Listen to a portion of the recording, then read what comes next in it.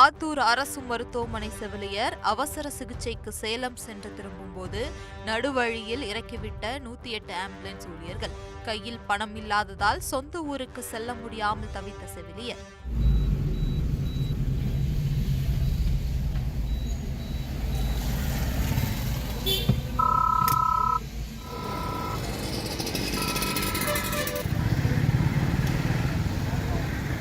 மருத்துவமனைக்கு அவசர சிகிச்சைக்காக வந்த ஒரு நோயாளியை 108 ஆம்புலன்ஸ் மூலமாக சேலம் அரசு மோகன் குமாரமங்கலம் மருத்துவமனைக்கு உடன் சென்று அழைத்து சென்றார். அப்பொழுது அங்கு நோயாளியை மருத்துவர்களிடம் ஒப்படைத்துவிட்டு செவிலியர் மீண்டும் தனது ஆத்தூர் அரசு மருத்துவமனைக்கு வரவேண்டிய நிலை இருந்தது.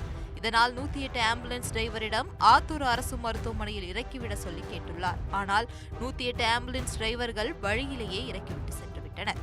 ஒரு எமர்ஜென்சி கேஸ்க்காக டியூட்டி முடிச்சுட்டு இப்போ கேஸ் ஒன்று சேலம் மெடிக்கல் காலேஜுக்கு வந்து விட வந்தேன். விட்டுட்டு இப்போ ரிட்டன் அவங்க ஆக்சுவலாக ஹாஸ்பிட்டலாக இறக்கி விடணும். கேட்டால் அந்த மாதிரி ரூல்ஸ் எதுவும் இல்லை, நாங்கள் வந்து கூட்டு போகிறது மட்டும்தான் எங்களுக்கு இது இருக்குது, இறக்குறது வந்து மல்லிகரை வண்டி, அதனால் நாங்கள் பெத்தனைங்களை தான் இறக்கி விட முடியும்னு சொல்லிட்டாங்க. நானும் நிறைய டைம் ஒரு ரெக்வஸ்ட்டாக கூட கேட்டுட்டேன். அவங்க வந்து இங்கே தான் இறக்க முடியும், நான் ஹைதராபாத்கிட்ட பேசிட்டேன், எங்களுக்கு பிரச்சனை இல்லை, ஆனால் நான் பேசிட்டேன், ஆனால் அவங்க வந்து அப்படி இறக்கக்கூடாதுன்னு சொல்லிட்டாங்க. பெத்தனைங்களை தான் இறக்கி விடணும், ஆத்தூருக்குலாம் வண்டி போகக்கூடாதுன்னு சொல்லிட்டாங்க. அதனால தான் வீட்டுக்காரருக்கு ஃபோன் பண்ணி வர சொல்லியிருக்கேன்.